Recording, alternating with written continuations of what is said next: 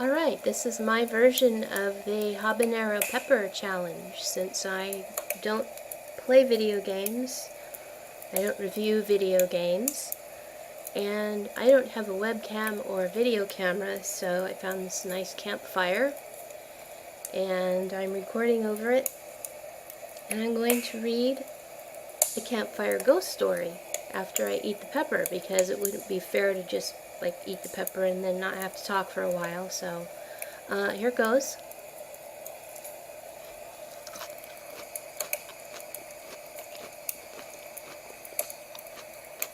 I hope you can hear that crunching. I don't usually talk with my mouth full.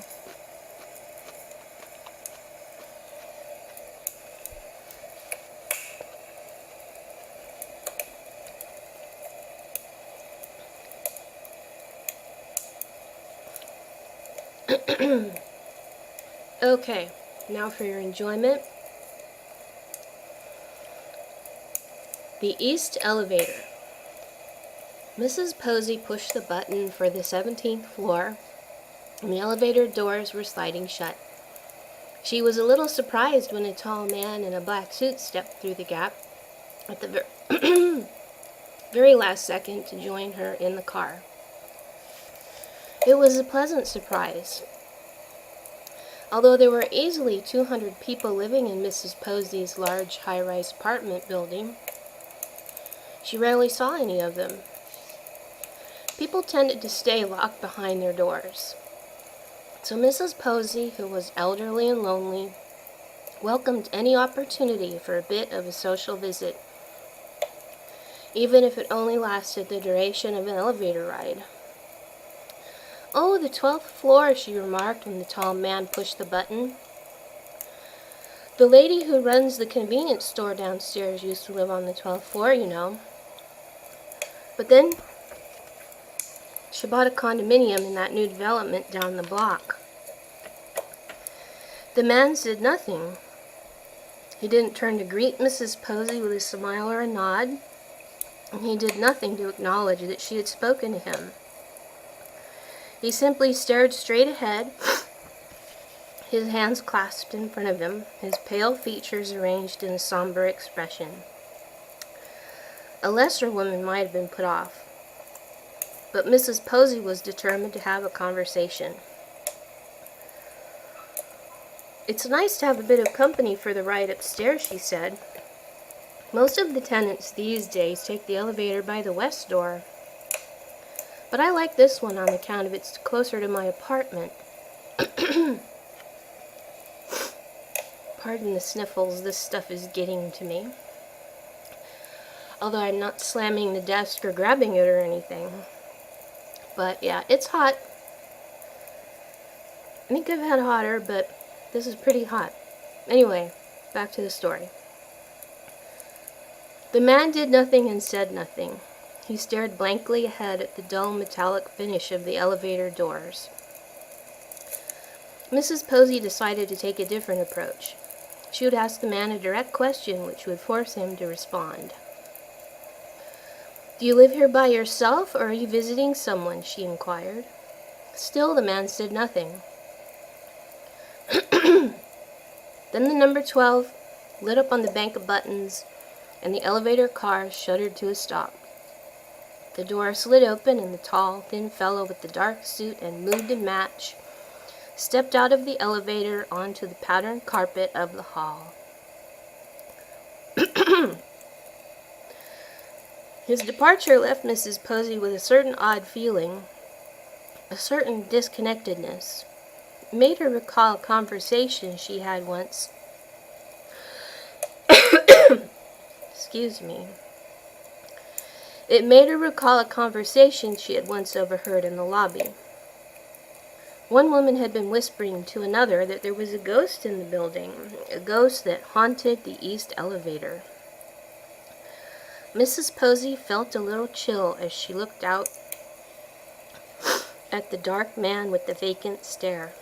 As the elevator doors slid shut, she sincerely wondered if she had just met the ghost. When the elevator doors closed behind him, Timothy Kent felt a huge surge of relief. He decided then and there that he would only use the west elevator from that day forward. His neighbor had told him to avoid the east elevator. He had said that it was haunted. But Tim Kent had laughed at the time. He wasn't the sort to believe in such fanciful things. Of course, that was before he had ridden for 12 floors all alone with a mysterious column of shimmering ice-cold air. The end. Well,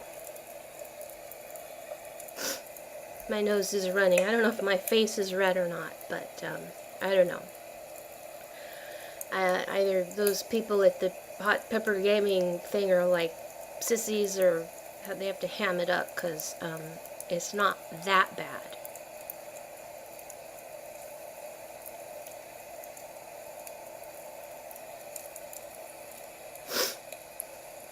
Except for the runny nose.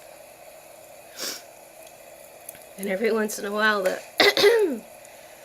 spit wants to go down the wrong tube, which would be really probably bad. But anyway, it's not really, it's not even as bad as what happened to me last night when I was cooking a nice